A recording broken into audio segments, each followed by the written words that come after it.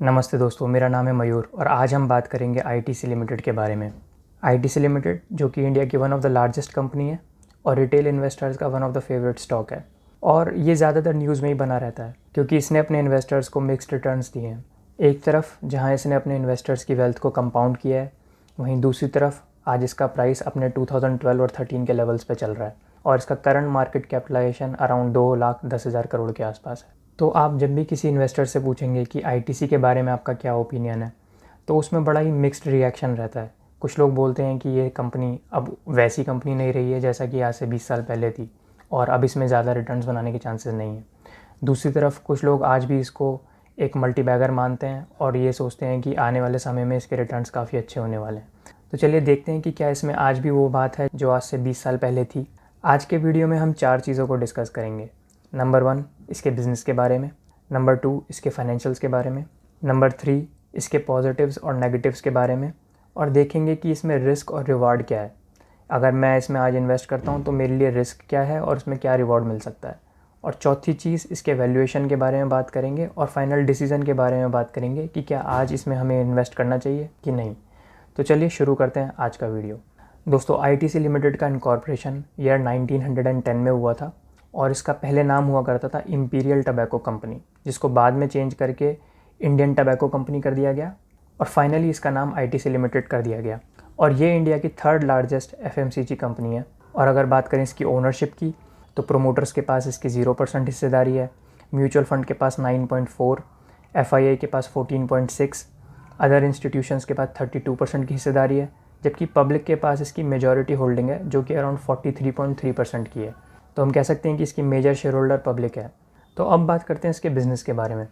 तो इसके जो बिज़नेस है उसको हम डिवाइड कर सकते हैं एफएमसीजी बिज़नेस के अंदर, जिसके अंदर है FMCG cigarettes and FMCG others. FMCG others के अंदर आता है फूड्स का बिज़नेस, एजुकेशन एंड स्टेशनरी का बिज़नेस, पर्सनल केयर का बिज़नेस एंड धूप अगरबत्ती का बिज़नेस। और एफएमसीजी के अलावा जो बिज़नेसेस हैं उसके अंदर है होटल्स का business, paper board and packaging का बिज़नेस और एग्री बिज़नेस। तो हम कह सकते हैं कि इनका ओवरऑल बिज़नेस बहुत ही डाइवर्सिफाइड है और कंपनी का एफएमसीजी सेगमेंट बहुत ही तेज़ी से ग्रो करता जा रहा है। इनफैक्ट ये पिछले 10 साल में ऑलमोस्ट 4 टाइम्स ग्रो कर गया है और ये इंडिया का one of the fastest growing FMCG business है। और अगर इसके ब्रांड्स की बात करें, एफएमसीजी फूड्स के अंदर इनके पास हैं आशीर्वाद आटा, Yippee noodles, Sunfeast biscuits, Bingo, dark fantasy, Candyman और आईटीसी मास्टर शेफ जैसे ब्रांड्स। वहीं एफएमसीजी पर्सनल केयर के अंदर इनके पास हैं फियामा, विवेल, सेवलॉन, निमाइल, एंगेज और चारमिस जैसे ब्रांड्स। और एफएमसीजी पेपर बोर्ड के अंदर हैं क्लासमेट और पेपर क्राफ्ट जैसे ब्रांड। और धूप अगरबत्ती एंड मैच स्टिक सेगमेंट में है मंगलदीप अगरबत्ती एंड एम जैसे ब्रांड जो कि घर घर में फेमस है। वहीं आईटीसी का सिगरेट सेगमेंट इंडिया में सबसे ज़्यादा पॉपुलर है और ये इंडिया का 80% मार्केट शेयर होल्ड करते हैं। और इनके ब्रांड्स में हैं Gold Flake, Insignia, Navy Cut और क्लासिक जैसे ब्रांड्स जो कि इंडिया में बहुत ही ज़्यादा फेमस हैं। तो क्या आईटीसी एक सिगरेट मैन्युफैक्चरर है या फिर हिंदुस्तान यूनिलीवर की तरह एक एफएमसीजी कंपनी है? ऑल्दो इनका सिगरेट एंड टबैको सेगमेंट में इंडिया का 80% मार्केट शेयर है, बट उसके बावजूद भी कंपनी अपने सिगरेट सेगमेंट के अलावा अपने बाकी के एफएमसीजी बिजनेस पे ज़्यादा फोकस कर रही है। इनफैक्ट उससे बहुत तेज़ी से ग्रो कर रही है और सिगरेट इनके रेवेन्यू का सिर्फ 46% कॉन्ट्रीब्यूट करता है, जबकि 25% रेवेन्यू बाकी के एफएमसीजी बिजनेस से आता है। वहीं एग्रीकल्चर बिजनेस से 12%, पेपर एंड पेपर बोर्ड्स के बिजनेस से 9% और होटल बिजनेस से 4% रेवेन्यू आता है। और इनके एफएमसीजी ब्रांड्स की ग्रोथ का आप इस चीज़ से अंदाज़ा लगा सकते हैं कि इनकी टोटल 50,000 करोड़ की सेल में इनके 8 एफएमसीजी ब्रांड 20,000 करोड़ कंट्रीब्यूट करते हैं, जो कि टोटल सेल्स का अराउंड 40% कंट्रीब्यूशन है।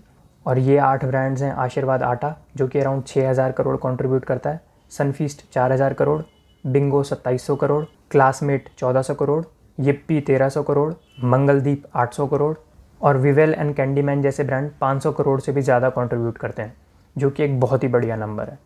वहीं अगर इनकी मार्केट स्टैंडिंग की बात करें तो आशीर्वाद नंबर 1 ब्रांड है ब्रांडेड आटा सेगमेंट के अंदर, क्लासमेट नंबर 1 नोटबुक्स के अंदर है, सनफीस्ट क्रीम बिस्किट्स में नंबर 1 है, एंगेज डिओड्रेंट में नंबर 2 है, बिंगो नंबर 1 ब्रांड है ब्रिज सेगमेंट के अंदर, फियामा नंबर 2 है बॉडी वॉश में, यिप्पी नंबर 2 है नूडल्स में, और जबकि मंगलदीप धूप सेगमेंट में नंबर 1 है और अगरबत्ती सेगमेंट में नंबर 2 है। तो इनकी जो मार्केट स्टैंडिंग है इन सब ब्रांड्स की वो भी बहुत ही स्ट्रॉन्ग है। और अगर इनके पोटेंशियल ग्रोथ की बात करें, आईटीसी का जो प्रोजेक्शन है अगले 15 साल की ग्रोथ का, वो है स्नैक्स में 4.5 टाइम्स ग्रो करना, स्पाइसेस में 5 टाइम्स ग्रो कर जाना, बिस्किट्स 3 टाइम्स, ब्रांडेड आटा सेगमेंट 4 टाइम्स, नूडल्स 4 टाइम्स और hand wash and body wash जैसे सेगमेंट को ये 8 टाइम्स ग्रो करने का प्रोजेक्शन करते हैं अगले 15 साल में, और जो कि रीज़नेबल भी है क्योंकि आज की डेट में हैंड वॉश और बॉडी वॉश का सेगमेंट अराउंड 1100 करोड़ का है।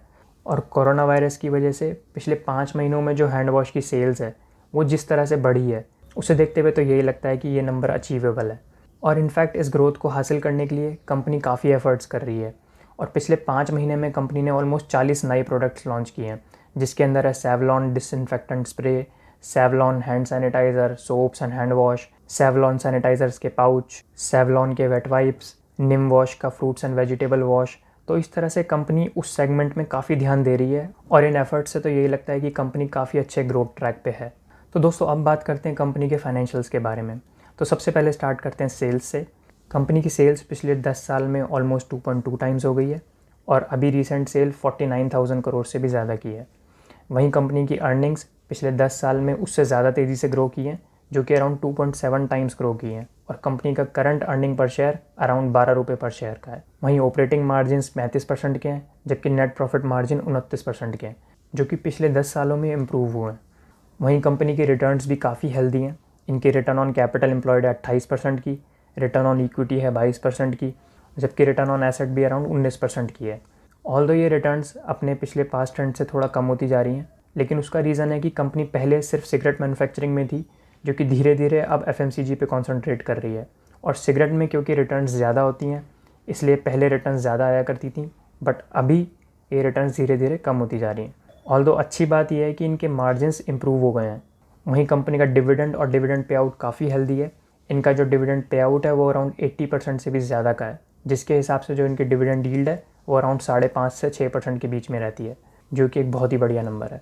जबकि कंपनी के फ्री कैश फ्लोज भी बहुत ही ज़बरदस्त हैं, जो कि अराउंड 8,500 करोड़ के हैं, जो कि हिंदुस्तान यूनिलीवर, जो कि FMCG सेगमेंट की सबसे बड़ी कंपनी है, उससे 2 गुना से भी ज़्यादा है। वहीं अगर बात करें लोन्स की, तो इनके पास कोई भी लोन नहीं है और इनका डेट इक्विटी रेशियो 0 का है, जबकि इंटरेस्ट कवरेज रेशियो भी बहुत हेल्दी है। और इनकी लिक्विडिटी और करंट एसेट्स के नंबर भी काफ़ी इंटरेस्टिंग है और मुझे काफ़ी हेल्दी लगते हैं। इनफैक्ट इनका cash to balance sheet ratio 9.4% का है, यानी कि इनकी टोटल बैलेंस शीट में अराउंड 10% पैसा कैश में अवेलेबल है, जो कि काफ़ी हेल्दी है। दोस्तों अब बात करते हैं कुछ पॉजिटिव और नेगेटिव पॉइंट्स की। तो चलिए स्टार्ट करते हैं पॉजिटिव पॉइंट्स से। और सबसे पहला पॉजिटिव है इनका ब्रांड नेम। जैसा कि हमने डिस्कस किया, इनका ब्रांड नेम बहुत स्ट्रॉन्ग है और अपने सेगमेंट में ये मार्केट लीडर है। Number 2, market share. इनके सिगरेट और FMCG के काफ़ी सारे ब्रांड्स इंडिया में मार्केट लीडर हैं और उनका मार्केट शेयर काफ़ी अच्छा है। तीसरा पॉजिटिव है growth.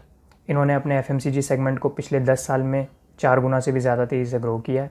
In fact quarter on quarter जो इनकी अर्निंग्स हैं वो काफ़ी अच्छे नंबर से ग्रो करती जा रही हैं। तीसरा पॉजिटिव है डिविडेंड की यील्ड। जैसा कि हमने देखा, इनकी डिविडेंड की यील्ड 5.5% की है, जबकि FD का रिटर्न अराउंड 6% का होता है। तो इनकी 5.5% की डिविडेंड यील्ड काफ़ी अट्रैक्टिव नंबर है। नेक्स्ट पॉइंट है इनका strong and study cash flow. इनके फ्री कैश फ्लोज काफ़ी हेल्दी हैं और ये बहुत अच्छे ग्रोथ रेट से ग्रो करते जा रहे हैं। नेक्स्ट पॉजिटिव है इनके सिगरेट का बिजनेस, क्योंकि सिगरेट एक हाईली एडिक्टिव कमोडिटी है और इसकी डिमांड कभी भी कम नहीं होती है, तो ये इनके बिज़नेस के लिए एक पॉजिटिव साइन है। एक और पॉजिटिव है इनका healthy P&L and balance sheet. जैसा कि हमने देखा कि इनके सेल्स, मार्जिन्स और रिटर्न्स के नंबर काफ़ी अच्छे हैं, प्लस इनके पास कोई लोन्स भी नहीं है, जो कि एक काफ़ी अच्छा साइन है। और लास्ट पॉजिटिव साइन है इनके वैल्यूएशंस। कंपनी इस वक्त काफ़ी अच्छे वैल्यूएशंस पे मिल रही है। इनफैक्ट कंपनी का PE रेशियो 14.5 का है, जो कि अपने हिस्टोरिकल PE से काफ़ी कम है। बाकी के रेशियोज़ जैसे प्राइस टू सेल्स और price to book value ratio अपने हिस्टोरिकल नंबर से काफ़ी डिस्काउंट पे मिल रहे हैं। प्लस अगर मैं कंपनी के बिजनेस सेगमेंट्स को इंडिविजुअली वैल्यू करूं, तो कंपनी के सिगरेट बिजनेस का वैल्यूएशन 1,60,000 करोड़ का है, जबकि FMCG बिजनेस अराउंड 70,000 करोड़ का है और बाकी के बिजनेस सेगमेंट्स अराउंड 40,000 करोड़ के हैं। और अगर हम इन सब का टोटल करें तो ये वैल्यूएशन अराउंड 2,70,000 करोड़ के आसपास आता है, जो कि अराउंड 220 रुपये पर शेयर का प्राइस है, जबकि कंपनी का करंट प्राइस 171 रुपीज़ पर शेयर का है। तो अगर देखा जाए तो कंपनी अभी 30% डिस्काउंट पे मिल रही है। प्लस कंपनी के पास कोई लोन्स नहीं है और इसके इंटरेस्ट कवरेज रेशियोज़ भी काफ़ी हेल्दी हैं। तो अगर वैल्यूएशन पर्सपेक्टिव से देखा जाए तो ये कंपनी आज की डेट में एक बहुत ही अच्छा बेट है। तो फिर कंपनी के प्राइसेस क्यों गिर रहे हैं?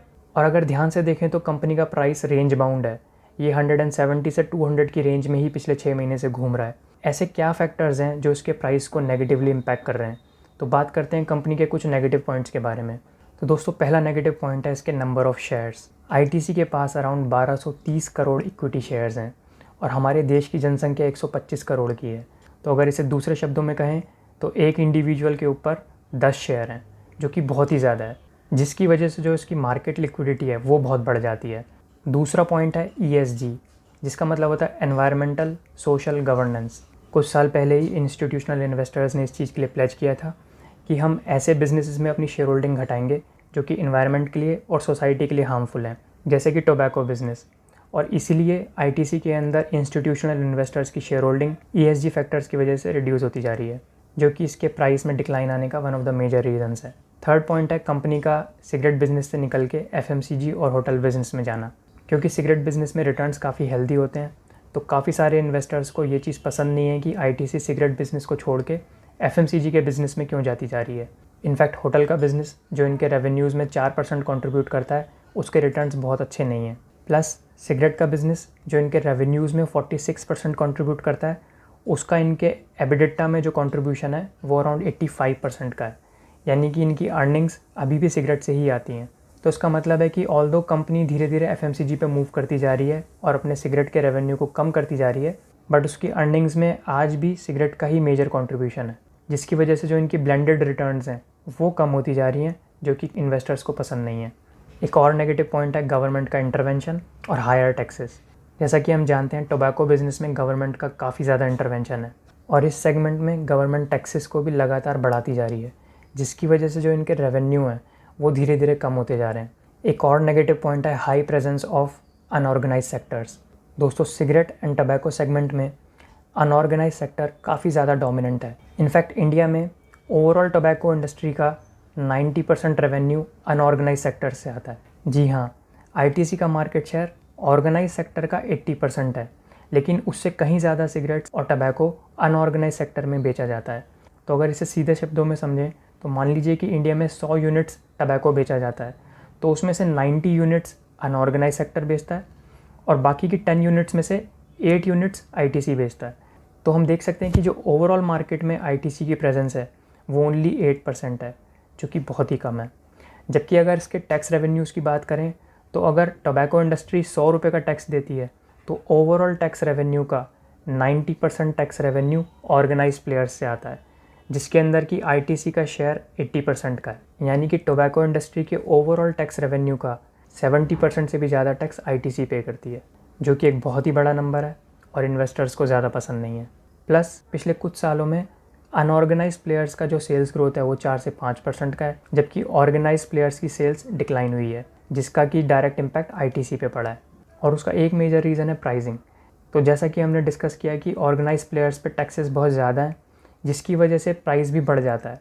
तो जैसे जैसे गवर्नमेंट टैक्सेस बढ़ाती जाती है, मार्केट में सिगरेट के और टबैको के प्राइसेस बढ़ते जाते हैं, जिसकी वजह से जो लोग पहले ITC के प्रोडक्ट्स कंज्यूम करते थे वो धीरे धीरे सस्ते प्रोडक्ट्स पे शिफ्ट होते चले जाते हैं, जो कि ज़्यादातर अनऑर्गेनाइज सेक्टर से आते हैं, जिसकी वजह से ITC की सेल्स में काफ़ी नेगेटिव इम्पैक्ट पड़ रहा है, जो कि इन्वेस्टर्स को पसंद नहीं है।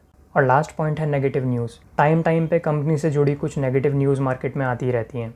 इनफैक्ट एक लेटेस्ट न्यूज़ है कि महाराष्ट्र गवर्नमेंट ने स्टेट के अंदर बिकने वाली लूज सिगरेट और बीड़ी पे बैन लगा दिया है, जिसकी वजह से जो पान और बीड़ी वाले वेंडर्स हैं वो अब लूज सिगरेट ना बेच के फुल पैकेट में ही सिगरेट को बेच पाएंगे, जिसकी वजह से ITC की जो प्रॉफिटेबिलिटी है उसमें बहुत ही मेजर इम्पैक्ट आने वाला है। क्योंकि जो लोग अभी तक लूज सिगरेट स्टिक्स का कंजम्पशन करते थे उन लोगों को अभी पैकेट ख़रीदना पड़ेगा, जो कि ऑब्वियसली काफ़ी एक्सपेंसिव होने वाला है। तो वो लोग जो इस चीज़ को अफोर्ड नहीं कर सकते वो अब इससे सस्ते वाले ब्रांड्स पे शिफ्ट हो जाएंगे। इनफैक्ट काफ़ी सारे लोग अपने साथ पैकेट्स को रखना पसंद नहीं करते और लूज सिगरेट सेल्स के इस बैन का इस कंज्यूमर सेगमेंट में भी काफ़ी बुरा इम्पैक्ट पड़ने वाला है। और स्टेट गवर्नमेंट का कहना है कि उन्होंने ये स्टेप कोविड-19 को कम करने और पब्लिक हेल्थ को इम्प्रूव करने के लिए लिया है।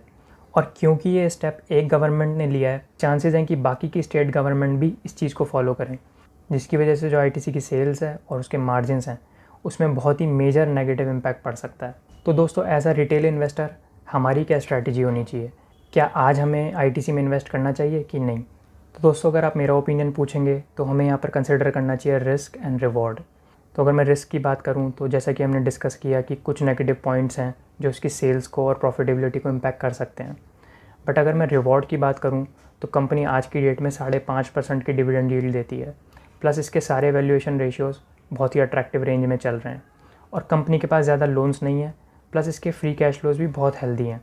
तो अगर आप डिविडेंड इन्वेस्टर हैं तो उस हिसाब से भी ये एक अच्छा बेट है। अगर आप वैल्यूएशन इन्वेस्टर हैं उसके हिसाब से भी ये एक अच्छा बेट है। बट अगर आप ट्रेडर हैं तो आप चाहें तो थोड़ा वेट कर सकते हैं, क्योंकि नेगेटिव न्यूज़ और ज़्यादा वॉल्यूम होने के कारण इसके स्टॉक प्राइस में ज़्यादा वॉलेटिलिटी आने के चांसेस हैं, जिसकी वजह से ऐसा चांस है कि इसके प्राइसेस में थोड़ा और डिक्लाइन आ जाए। ऑल्दो ये किसी भी तरह का रिकमेंडेशन नहीं है, ये सिर्फ मेरा पर्सनल ओपिनियन है और ऑब्जर्वेशन है। तो दोस्तों आज के लिए इतना ही। अगर आपको मेरा वीडियो पसंद आया हो तो इसे लाइक कीजिए और मेरे चैनल को सब्सक्राइब कीजिए, और मुझे नीचे कमेंट करके बताइए कि आपको ये वीडियो कैसा लगा और आने वाले समय में मैं किस टॉपिक्स पे वीडियो बनाऊँ। और हो सके तो इसे ज़्यादा से ज़्यादा लोगों के साथ शेयर कीजिए, क्योंकि मुझे आपके सपोर्ट की बहुत ज़्यादा ज़रूरत है।